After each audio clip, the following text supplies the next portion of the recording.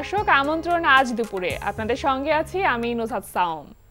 সবাইকে শুভেচ্ছা জানিয়ে শুরু করছি আজ দুপুরের আজকের আয়োজন।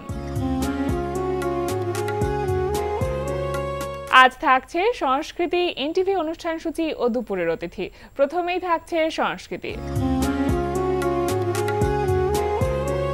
বাংলাদেশের সমসাময়িক 14 জন শিল্পীর শিল্পকর্ম নিয়ে উত্তরার গ্যালারি কায়ায় অনুষ্ঠিত হচ্ছে দলীয় চিত্রকলা প্রদর্শনী স্টিল লাইফ।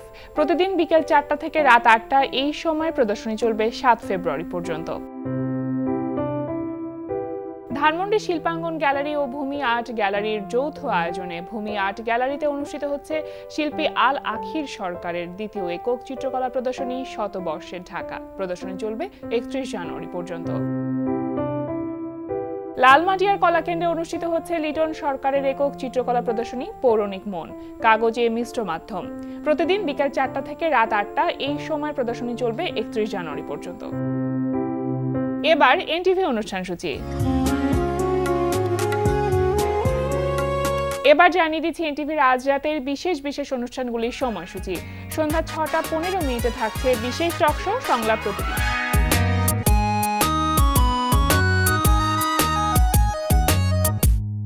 রাত 8টা 20 মিনিটে থাকছে রান্না বিষয়ক অনুষ্ঠান ফুড ক্যারাভান।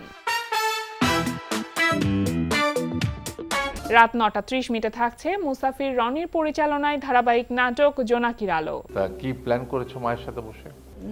না বাবা, আমরা তো কোনো প্ল্যান করিনি। প্রমাণ তো হয়েই গেল, বলে ফেলো কি প্ল্যানটা করেছো সেটা বলে ফেলো। তুমি মুগ্ধর সাথে ছায়ার মতো থাকবে। ওকে ম্যাম, রাখবো। ম্যাম, একটা কথা জিজ্ঞেস করি। তুমি কি বলবে সেটা আমি আসলে জানি।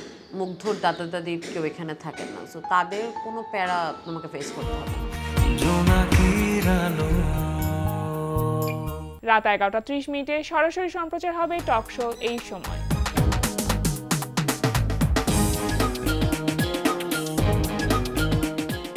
এই ছিল এনটিভির আজ রাতের বিশেষ অনুষ্ঠানগুলির সময়সূচি। এবার দুপুরের অতিথি।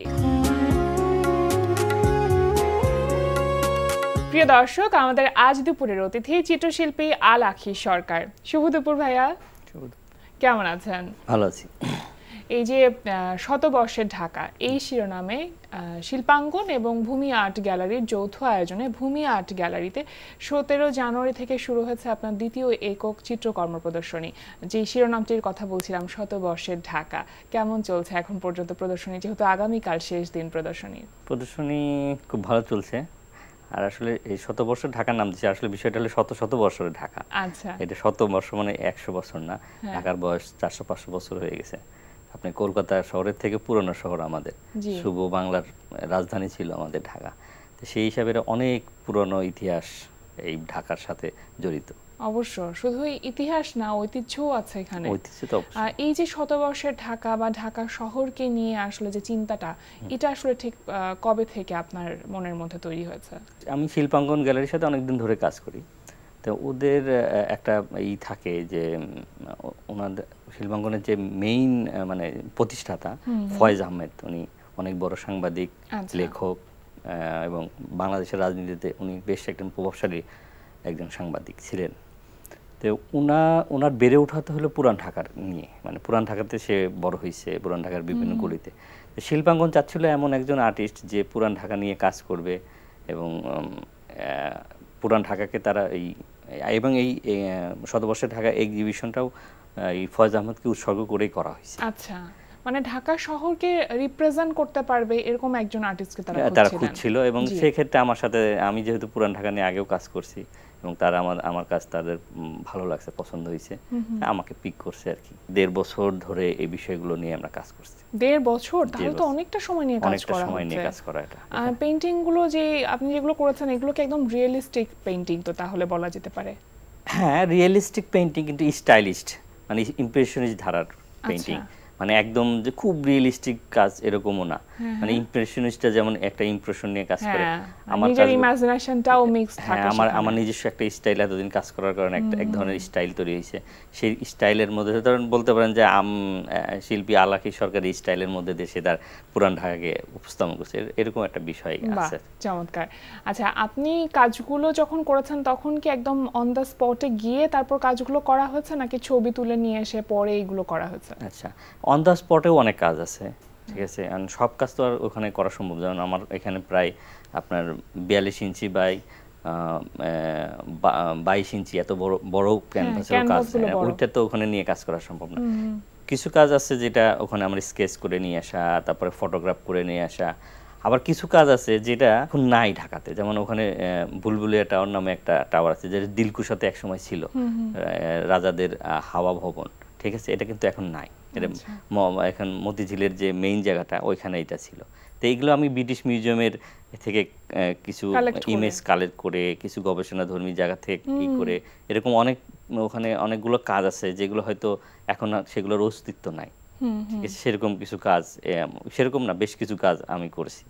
আচ্ছা, তাহলে তো কিছুটা গবেষণাও করতে হয়েছে আপনাকে। কিছুটা গবেষণা করতে হয়েছে, মানে একজন শিল্পী হিসাবে যতটুকু গবেষণা করা যায় বা আমার লেভেল থেকে আমি এগুলো নিয়ে করছি। এবং এটা মানে আমার পুরানা বিল্ডিং বা পুরানা ঐতিহ্য এগুলো নিয়ে কাজ করার প্যাশনটা আগে থেকে, মানে আর্কিটেকচার যে বিউটিটা আছে সেটা নিয়ে কাজ করতে আপনি পছন্দ করেন। আর্কিটেকচার বিউটি না, আপনার পিক্টোরিয়াল সৌন্দর্যও পিছনেও অনেক সময় দেখা যায় যে আপনার ঐতিহাসিক অনেক বিষয় চলে আসে, যে বুড়িগঙ্গার পাড়ে।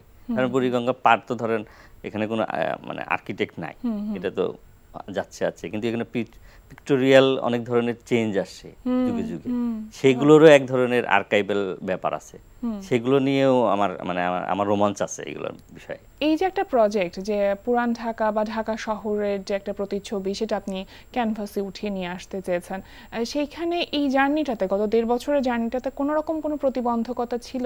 এতটা তো স্মুথ ছিল না অবশ্যই কাজটা করা। না, প্রতিবন্ধকতা যেটা হলো আসলে এইসব বিষয়ে প্রতিবন্ধকতা আমি নিজেই, যে আমি আসলে কতটা স্ট্রেস নিব বা কতটুকু তার ভিতরে লোড নিতে পারবো, আমি কতটুকু তার ভিতরে ঢুকতে পারবো, এটা আসলে প্রতিবন্ধকতা অন্য কিছু না, এটা আমার নিজের সাথে নিজের প্রতিবন্ধকতা, শিল্পী নিজের সাথে নিজের প্রতিবন্ধকতা, যে আমি আসলে কতটা নিতে পারছি বা আমি কতটুকু সেটা বের করে নেব, সেই অনুযায়ী আমি কতটা পরিশ্রম করতে পারছি বা কতটুকু আমি, যে গবেষণার বললেন যে আমি কতটুকু গবেষণাধর্মী লোকের কাছে যাচ্ছি বা ওই জায়গাগুলো আমি কতটা মানে খুব কিউরলি বিষয়গুলোকে নিয়ে চিন্তা করছি, আমার নিজের কাছে পরিষ্কার থাকাটা খুব ইম্পর্টেন্ট, মানে নিজের সাথে নিজে লয়াল থাকা, মানে শিল্পীর জায়গা থেকে নিজের 100% থাকা। কারণ আমি যতটা লয়াল থাকবো আমার ক্যানভাস ততটা লয়াল কথাই বলবে। একদম একদম। রেসপন্স কেমন পাচ্ছেন?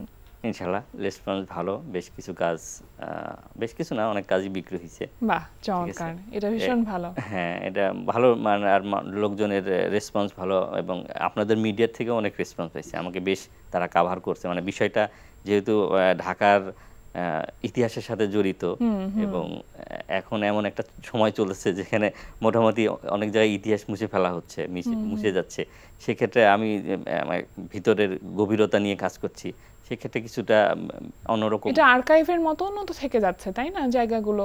হ্যাঁ, জায়গাগুলো আর্কাইভের মধ্যে থেকে যাচ্ছে। তারপর আপনার মিডিয়া, যে ধরেন বিশেষ করে পেপার মিডিয়া যখন এটাকে আপনার প্রিন্টেড লেভেলে বের করছে, কারণ এটা তো যুগ যুগ ধরে থেকে যাবে, ঠিক আছে, এটা হয়তো আমি হয়তো একদিন থাকবো না, কিন্তু আমার এই কাজগুলো ব্যাপ্তি আশা করি যে থেকে যাবে। আচ্ছা, 17 জানুয়ারিতে উদ্বোধনী আয়োজন ছিল, একটু জানতে চাইবো যে কারা উপস্থিত ছিলেন?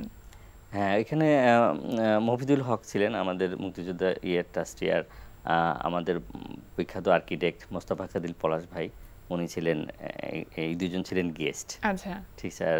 শিল্পাঙ্গনের কর্ণধার রমি ভাই উনি ছিলেন, আর ভূমির পক্ষ থেকে লেলিন ভাই ছিলেন, জি, সাইফুর রহমান লেলিন। ঠিক, যেহেতু আর্কিটেক্টরা উপস্থিত ছিলেন, কি বলেছেন আপনার কাজ দেখে? হ্যাঁ, যেমন পলাশ ভাই তো আমার কাজের খুবই ভক্ত, মানে আমাকে সে পছন্দও করে আমার কাজ, সে আর্কিটেকচারের জায়গা থেকে সে বলছে যে ওর আমার কাজের মধ্যে যে আর্কিটেক্ট গুলো আসে, যেটা শিল্পীর চোখে একজন আর্কিটেক্টের যে বিষয়টা নিয়ে আসা, নান্দনিক যে ব্যাপারটা, সেটা আর্কিটেক্টরা যেভাবে দেখে আমার দেখার দৃষ্টিভঙ্গি ডিফারেন্ট হবে একদম, এবং সেই ডিফারেন্ট ভাবে দেখার যে বিষয়টা, আর আমার যে ছবি আঁকার যে ধরন বা স্টাইলটা, সে মানে আস্তে আস্তে ফ্লুরিশ হচ্ছে, এইটাকে নিয়ে সে বেশ অনেক কথা বলছে। এখন এটা আমার জন্য একটা বিশেষ পাওয়া। আর আর্কিটেক্ট যেটা বললেন যে আমাদের এখানে পুরান ঢাকার আর্কিটেক্টের একটা বিশেষ বৈশিষ্ট্য আছে, যে এখানে শুধু আপনার মুঘল আর্কিটেক্ট না, ঠিক আছে, এর সাথে পার্সিয়ান, আর্মেনিয়ান, ফ্রেঞ্চ, ওলন্দাজ, মানে বহু সভ্যতার লোকজন এসেছে এবং এখানে স্থাপনা করে তারা থাকছে। তাতে হচ্ছে কি পুরান ঢাকার একটা নিজস্ব আর্কিটেকচারাল বিউটি তৈরি হয়েছে, যেটা হয়তো আপনি দিল্লিতে বা লাহোরে গেলে দেখবেন যে মুঘল, একদম পুরোটাই মুঘল, কিন্তু আমাদের এইখানে যে মুঘল ধাঁচের, কিন্তু আবার এখানে অনেক ধরনের আর্চ এখানে ঢুকছে। তাতে হচ্ছে পুরান ঢাকার একটা নিজস্ব ক্যারেক্টার তৈরি হয়েছে। শাঁখারী বাজারে গেলে দেখবেন এক ধরনের ক্যারেক্টার, ঠিক আছে, আবার ওদিকে নর্থ ব্লকের আর্কিটেক্ট একরকম, ঠিক আছে, ওরা ফ্রেঞ্চ কুঠি বলে বা লাল কুঠি বলে, ঠিক আছে। তো হয়েছে কি এখানে একটা ডিফারেন্ট, মানে পুরান ঢাকার একটা ডিফারেন্ট আর্কিটেক্ট আমার কাছে মনে হয়, একটা ডিফারেন্ট লুক আর্কিটেক্ট তৈরি হয়েছে। শুধু কি পুরান ঢাকায় উঠে এসেছে আপনার ক্যানভাসে, না ঢাকা শহরের অন্যান্য জায়গায়? না, পুরান ঢাকা না, আমার এখানে গুলশান লেকের মতো ছবিও আছে, মানে রিক্সা, আমাদের নতুন ঢাকারও ছবি আছে কিছু, কিন্তু সেটার তুলনায় পুরান ঢাকার কাজটা একটু বেশি, যেটা আমি একটু গভীরে যাওয়ার চেষ্টা করি। আচ্ছা, আর মাধ্যম হিসেবে কি মাধ্যম নিয়ে কাজ করেছে? আমি আসলে এই এক্সিবিশনের সব মাধ্যমে কাজ আছে, আপনার পেন স্কেচ থেকে শুরু করে acrylic, water colour, charcoal, marker, canvas, paper, সব ধরনের, মানে মোটামুটি অনেক ধরনের মিডিয়া আমি এখানে ব্যবহার করছি। আচ্ছা, সবকিছু মিলে আগামীকাল যেহেতু শেষ হয়ে যাচ্ছে, একটু কি মন খারাপ লাগছে? আপনার দ্বিতীয় একক চিত্র প্রদর্শনী শেষ দিন, বিশেষ কোনো আয়োজন কি থাকবে কালকে? না, বিশেষ কোনো আয়োজন ওইভাবে নাই, কিন্তু মানুষজন আসলে আমার মানে এর 15 দিনের এক্সিবিশন, কিন্তু আমার মনে হচ্ছে যে এত তাড়াতাড়ি শেষ হয়ে গেল। সাধারণত একটা এক্সিবিশন 1.5 বছর ধরে প্রিপারেশন নেওয়ার পর 15টা দিন খুব দ্রুতই চলে গেল। তারপরেও মানুষের যে রেসপন্স, মানুষের যে মানে বিষয়টা নিয়ে আলোচনা, এটা আমাকে খুব আনন্দিত করেছে এবং একই সাথে অনুপ্রাণিতও করেছে। অবশ্যই অনুপ্রাণিত। এখন কি আরো কোনো এক্সিবিশন নিয়ে পরিকল্পনা চলছে? আপাতত কোনো মানে পরিকল্পনা নাই। এটা একটা বড় আমার কি বলে, আমার বড় একটা প্রজেক্টের মধ্যে এটা ছিল, তো এটা শেষ করলাম, সামনে দেখা যাক কি হয়। আচ্ছা, আপনি একটু শিল্পী হয়ে ওঠার যে গল্পটা, সেটা একটু জানতে চাইবো, যে ছোটবেলায় কি শিল্পী হতে চেয়েছিলেন, নাকি ঘটনাক্রমে আসলে শিল্পী হয়ে ওঠা? এটা আমার জীবনে দুইটাই আছে। কারণ ছোটবেলা থেকে আমি ছবি আঁকতাম, এটা ঠিক আছে, কিন্তু মানে আর্টিস্ট হয়ে ওঠা হয়েছে আরো বিভিন্ন পরিস্থিতির মধ্যে দিয়ে এসে। আমি রাজশাহী ইউনিভার্সিটিতে পরীক্ষা দিয়েছিলাম, ওখানে চান্স পেয়েছিলাম, কিন্তু সেটাও কি চারুকলাতেই? না, সেটা চারুকলা না, অন্য একটা সাবজেক্টে, ঠিক আছে। কিন্তু আবার রাজশাহী ইউনিভার্সিটির চারুকলাতেও আমি পরীক্ষা দিয়েছি, ওখানেও চান্স পেয়েছি, কিন্তু ওটা ভর্তি না হয় রাজশাহী ইউনিভার্সিটিতে চারুকলাতে ভর্তি হয়েছি। ভর্তি হয়ে ওখানে আমার 1 সপ্তাহের মধ্যে ক্লাস করে আবার ঢাকা ইউনিভার্সিটির চান্স পাওয়ার পরে এখানে চলে আসছি। এখানে চলে আসছি। এখন এটার সাথে মানে খুব, ঢাকা ইউনিভার্সিটি তো আমাদের চারুকলা তো একটা প্রাণের জায়গা। তা তো অবশ্যই, নিঃসন্দেহে, যেখান থেকে আসলে এই শিল্পী সত্তার শুরুটা, সেই জায়গাটা তো অন্যরকম একটা আবেগের জায়গা হয়। আপনি যে সময় ঢাকা বিশ্ববিদ্যালয়ের চারুকলা অনুষদে ছিলেন, তখন শিক্ষক হিসেবে কাদেরকে পেয়েছেন? আমার সরাসরি শিক্ষক ছিলেন ফরিদা জামান, শিশির ভট্টাচার্য, এমনকি আমি রফিকুল স্যারের একটা বিশেষ ক্লাস পেয়েছি। বাহ বাহ, ঠিক আছে, জামাল আহমেদ। সৌভাগ্যবান আপনি রীতিমতো। অবশ্যই, মানে এখন যারা আমাদের মোটামুটি সিনিয়র বলা যায় না, যারা প্রমিনেন্ট আর্টিস্ট, মানে বাংলাদেশে যারা প্রখ্যাত বলা যাবে না, যে বাংলাদেশের আসলে যারা মানে কি বলে পরিচয় বহন করে যেসব আর্টিস্ট, তাদের সাথে আমার সরাসরি কথা বলা বা ক্লাস করার অভিজ্ঞতা আছে। এটা আমার জন্য একটা বিশেষ পাওয়া। অবশ্যই কারো মানে কোনো শিল্পী এমন কেউ আছেন যাকে দেখে আপনি অনুপ্রাণিত হন, বা যার কাজ আপনার কাজকে বা আপনাকে প্রভাবিত করে? এরকম অনেক শিল্পী আছে, আমার সব শিল্পীর কাজেরই মানে এক একজনের শিল্পীর এক এক রকম ভালো লাগে, মানে এরকম বিশেষভাবে আমি কারো কাজের প্রতি না, কিন্তু আমি ক্লদ মনেটের বিশাল ভক্ত। আচ্ছা, আমি মনেটের কাজ মানে আমার কাছে অন্যরকম লাগে, মানে ইমপ্রেশনিস্টের জন্য। ইমপ্রেশনিস্ট মনেট আমার কাছে উনি একটা বিশাল ব্যাপার। জি জি, আচ্ছা, ভীষণ ভালো লাগলো। এবার একটু জানতে চাইবো যে আপনার প্রথম একক প্রদর্শনী যেটা ছিল সেটা 2020-এ এবং করোনার মধ্যে ছিল সেটা, করোনার মধ্যে। কেমন ছিল সবকিছু মিলিয়ে সেটা? ওইটার একটা আলাদা একটা ব্যাপার ছিল, ওটা আমার প্রথম প্রদর্শনী, কিন্তু একটা কোভিডের মধ্যে একটা প্রদর্শনী, কিন্তু মানে আল্লাহর অশেষ রহমত যে ওই এক্সিবিশনটা আমার বেশ সাকসেসফুল একটা এক্সিবিশন ছিল। কোথায় হয়েছিল সেটা? এটা শিল্পাঙ্গনে হয়েছিল। আচ্ছা, এটাও শিল্পাঙ্গন? হ্যাঁ, এটা শিল্প, আমি শিল্পাঙ্গনের সাথে বেশ ভালোভাবে জড়িত। শিল্পাঙ্গন আমাকে আর্টিস্ট হওয়ার ক্ষেত্রে অনেক তাদের অবদান, আমাকে এত দূর উঠে নিয়ে আসার পিছনে একজন বলতে হয় যে একটা গ্যালারির যদি মানে একটা সাপোর্ট আপনি মানে সাপোর্ট না থাকলেও শিল্পী হইতে পারে, কিন্তু একটা গ্যালারি একটা আর্টিস্টকে অনেক দূর আগায় দিতে পারে। আমার কাছে মনে হয় শিল্পাঙ্গন আমার কাছে ওরকম একটা নাম। বাংলাদেশে কি এখন সেই জায়গাটা তৈরি হয়েছে যে গ্যালারিগুলো নতুন আর্টিস্টদেরকে, আপনি নিজেও তো একটা সময় নতুন ছিলেন, নতুন আর্টিস্টদেরকে প্রমোট করছে সেভাবে তাদের কোয়ালিটি দেখে? এই ক্ষেত্রে আপনি শিল্পাঙ্গনের নাম বলতে পারেন। শিল্পাঙ্গন সবসময় জুনিয়র বা আপকামিং আর্টিস্টদের নিয়ে কাজ করতে স্বাচ্ছন্দ্য মানে সেটা আসতে থেকে না, এই আপনার ওই যে ফয়েজ ভাইয়ের আমল থেকেও এটা ছিল। তারা নতুন আর্টিস্টদের তাদের একটা দায়বদ্ধতা আছে আমার কাছে মনে হয়, তারা নতুন আর্টিস্টদের অনেক স্পেস দেয়। সেটা তো শিল্পাঙ্গনের কথা, কিন্তু অন্যান্য যেগুলো আছে সেই গ্যালারিগুলো কি করছে? অন্যান্য গ্যালারি তো যার যার মতো কাজ করছে, এক একটা গ্যালারির একটা ধরন থাকে, ঠিক আছে? কোনো গ্যালারি বড় স্কেলে কাজ করে, কোনো গ্যালারি ছোট স্কেলে কাজ করে। এখন প্রত্যেকটা গ্যালারি তো চায় যে অনেক ধরনের শিল্পী থাকুক। জি, এই শিল্পীগুলো হয়ে ওঠার পেছনে আরেকটা বিষয় থাকে, শিল্পীর সাথে গ্যালারির সম্পর্ক, রিলেশন। তো এইটা দুই পক্ষ থেকেই আপনার থাকতে হয়। আপনি অ্যাজ এ আর্টিস্ট আপনারও থাকতে হবে যে আপনি গ্যালারির সাথে সম্পর্কটা মেনটেন করবেন, আবার গ্যালারিরও থাকতে হবে যে আমি আমার যাদের নিয়ে ভবিষ্যৎ হবে তাদেরকে আমাকে করতে হবে। দুই পক্ষেরই এক ধরনের কন্ট্রিবিউশন থাকতে হবে। কন্ট্রিবিউশন বলবো না, মানে চাহিদা থাকতে হবে, ঠিক আছে? এটা শুধু বিজনেস পারপাস না।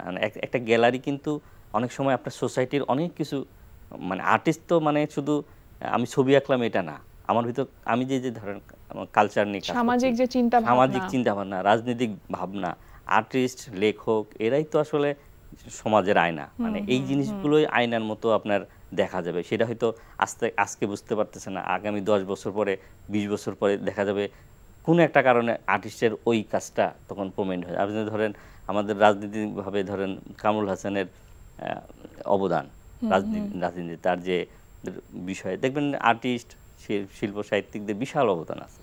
রাজনীতি ক্ষেত্রে যেমন আছে, সাংস্কৃতিক ক্ষেত্রে আছে। সংস্কৃতি তো আছেই, আমাদের সংস্কৃতির সাথেই তারা জড়িত। বা আমাদের পয়লা বৈশাখ বলেন, এখানে আর্টিস্টদের বিশাল প্রদর্শন, এবং এটা ধরেন ইউনিসেফ পর্যন্ত চলে গেছে বিষয়। এটা আমরা খুব মানে আর্টিস্টরা, লেখকরা খুব ধীরে ধীরে এই জিনিসগুলো নিজেদের মধ্যে বন্ডিংগুলো তৈরি করি। সেটাই। আপনার অনেকগুলো গ্রুপ এক্সিবিশন আছে, অনেকগুলো তো হবেই, মানে আনুমানিক 25-30টারও বেশি হবে। সব থেকে উল্লেখযোগ্য যে আপনার গ্রুপ এক্সিবিশন, সেগুলোর কথা যদি বলতেন কয়েকটি। উল্লেখযোগ্য বলতে আমার লাস্ট 2-3 বছর আগে ক্যাসেলে ডকুমেন্টারিতে আমার কাজ গেছিল, তারপরে ইন্ডিয়ান আর্ট ফেয়ারেও আমি অংশগ্রহণ করছি। এরকম কিছু বাইরের আছে। তারপর জাপানের চুয়া গ্যালারিতে আমার একদম প্রথম দিকে যখন আমি চারুকলায় আসি তখন আমার একটা শো হয়েছে আমার ওয়াটার কালারের। তো এগুলো আর এমনিতে তো র্যান্ডম আমার হচ্ছে, যেমন আর একটা এইচ গ্যালারিতে জলকাব্য নামে একটা শো হচ্ছে, বাংলাদেশের সিনিয়র জুনিয়র অনেক আর্টিস্ট এখানে একসাথে কাজ করছে। তারপরে প্ল্যাটফর্মে আরেকটা শো হচ্ছে, ঠিক আছে? তো আমার শো এরকম বাংলাদেশের যারা, তারপরে আবেন্দিয়া গ্যালারিতেও আমার কাজ শো হয়েছে। মানে বাংলাদেশে এখন যারা মোটামুটি প্রমিনেন্ট গ্যালারি, তারা মোটামুটি আমি তাদের সাথে যুক্ত। আচ্ছা, আপনি তো নিজে একটা সময় ছবি আঁকা শিখেছেন, এখন আপনার কাছে মানে যারা জুনিয়র আছে তারা ছবি আঁকা শিখতে চায় কি? যদি শিল্পী হওয়ার জন্য কেউ ছবি আঁকে, সেটা হলো তার প্রাত্যহিক ব্যাপার, চর্চার ব্যাপার। প্রাত্যহিক মানে আপনি যেমন এটা এক ধরনের এটা এক ধরনের জীবনের ধারা। আপনাকে এই ধারা, আপনি যদি শিল্পী হইতে চান তা আপনাকে এই ধারার মধ্যে আসতে হবে, ঠিক আছে? এখানে ছবি আঁকার সাথে সাথে অনেক কিছু জড়িত, আপনার লাইফস্টাইল, আপনি কিভাবে কোথায় যাচ্ছেন, কার সাথে যাচ্ছেন, কোথায় কি করছেন, সবকিছু এর সাথে, মানে এটা একটু আপনাকে এই বিষয়টাও চিন্তা করতে, জীবন আচার নিয়েও চিন্তা করা প্রয়োজন আছে। এই যে মানুষ ভাবে যে শিল্পীদের জীবন ভীষণ রকম অগোছালো হয়, আপনার ক্ষেত্রে কেমন? আপনার জীবনটা কি ভীষণ রকম অগোছালো? না আপনি মানুষ হিসেবে কেমন? আচ্ছা, আমি মানুষ হিসেবে কেমন সেটা তো আর আমি বলতে পারবো না, তবে এটা বলা যায় না আর্টিস্ট মানেই অগোছালো, আমার কাছে এটা মনে হয়। হ্যাঁ হ্যাঁ, কারণ আর্টিস্ট মানে অগোছালো না। ওই আপনি যদি হেনরি মুরকে বলেন যে নিপাট ভদ্রলোক, ঠিক আছে, মানে এত বড় আর্টিস্ট, এরকম আর্টিস্ট আপনি যেখানেই থাকেন, যে লেভেলে থাকেন, সেটা যদি আপনার ভিতরে আর্টিস্ট সত্তা থাকে, ওটা ফ্লুরিশ হবেই। আর্টিস্ট হইতে গেলে যে এইটাই যে কি বলে তথাকথিত না, হ্যাঁ, যে ধরেন কি বলে এই এস এম সুলতানের মতন বাড়ি ঘর ছেড়ে চলে যেতে হবে তা না, ঠিক আছে। জয়নুল আবেদিন বড় আর্টিস্ট, কিন্তু তার সন্তান ছিল, তার ফ্যামিলি ছিল, সে সারা বিশ্বে ঘুরে বেড়াইছে। তা আর্টিস্ট সত্তাটা আসলে কোনো আর্টিস্ট আমার কাছে মনে হয় যে একক একটা জিনিস, মানে আপনাকে মানে একক মানে কি আপনি আপনার মতো, মানে আপনি যখন আলাদা হইতে পারতেছেন তখনই আপনি আর্টিস্টের দিকে যাবেন। স্বকীয়তা যখন তৈরি, আপনার নিজস্ব স্বকীয়তা, নিজস্ব বৈশিষ্ট্য, নিজস্ব চিন্তাধারা, নিজস্ব একক তৈরি করতে পারতেছেন, তখনই আপনি আর্টিস্টের প্রথম ধাপটাই আগালেন আর কি। বাহ, সুন্দর করে বললেন, ভীষণ ভালো লাগলো ভাইয়া কথা বলতে। আর আজকে আপনি আমাদের আয়োজনে এসেছেন, আমাদের আমন্ত্রণে সাড়া দিয়েছেন, সেজন্য আপনাকে অসংখ্য ধন্যবাদ। আপনার আগামী জীবন, শিল্পী জীবনের জন্য অনেক অনেক শুভকামনা রইল। থ্যাংক ইউ আপনাকে এবং থ্যাংক ইউ এনটিভিকে আমাকে ডাকার জন্য। প্রিয় দর্শক, আমরা চলে এসেছি অনুষ্ঠানের শেষ প্রান্তে। অনুষ্ঠান সম্পর্কে আপনার মতামত জানাতে মেইল করুন আজ দুপুরে @ntvbd.com এ। বিশ্বের যে কোনো প্রান্ত থেকে যে কোনো সময় আজ দুপুরে দেখতে ভিজিট করুন আমাদের পূর্ণাঙ্গ ওয়েব পোর্টাল www.ntvbd.com। এছাড়া এনটিভি সব জনপ্রিয় অনুষ্ঠান ও খবরের আপডেট পেতে ভিজিট করুন আমাদের ইউটিউব চ্যানেল ও ভেরিফাইড ফেসবুক পেজে। সবার মঙ্গল কামনায় আজকের মতো এখানেই শেষ করছি। শুভ দুপুর।